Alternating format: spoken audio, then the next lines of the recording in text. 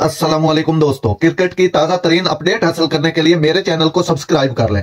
Quetta gladiator ने run out की appeal वापस ले ली। बॉलर की क्रीज पर वापसी, बल्लेबाज किरा में हायल। क्वेटा ग्लैडिएटर ने पाकिस्तान सुपर लीग के मैच में आगा सलमान के खिलाफ अपनी अपील वापस ले ली, जब मोहम्मद वसीम के पांव ने उन्हें जमानतें लेने से कबल अपना बैट ग्राउंड करने से रोक दिया। इस्लामाबाद यूनाइटेड लाहौर में पहले बैटिंग करते हुए गिर रही थी। इसने इस वाकये में पहले इतने ही ओवर में 3 विकेटें गंवाई थी। सलमान 20 गेंदों पर 31 रन बनाकर वसीम को स्ट्राइक पर थे।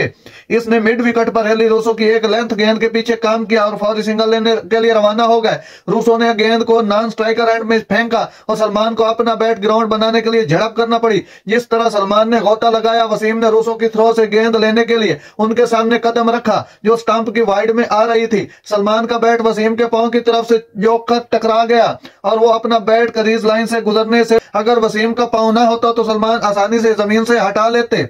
वसीम फौरी तौर पर अंपायर से अपील करते नजर आए, लेकिन क्वेटा ग्लैडिएटर के कप्तान रूसो ने सूरत हाल पर बात करने के लिए दौड़ते ही फौरन पीछे हट लिया। ताहम मुबस्सिरीन इस बात पर मुनकसिम थे कि आया कि खास्तगी को कायम रहना चाहिए था। मुतलका कहानी टेक्नोलॉजी की गलती, शदाब खान इस्लामाबाद की गलती, DRS गलती में भी बॉल ट्रैकिंग पर भड़क उठे। वकार यूनिस ने कहा, मेरे ख्याल में सना ठीक कह रही है, ये बल्लेबाजों का काम है कि वो अपना रास्ता बनाए। नादरीन, ऐसी बर वक्त खबरें सुनने के लिए मेरे चैनल को सब्सक्राइब कर लें। अल्लाह हाफिज।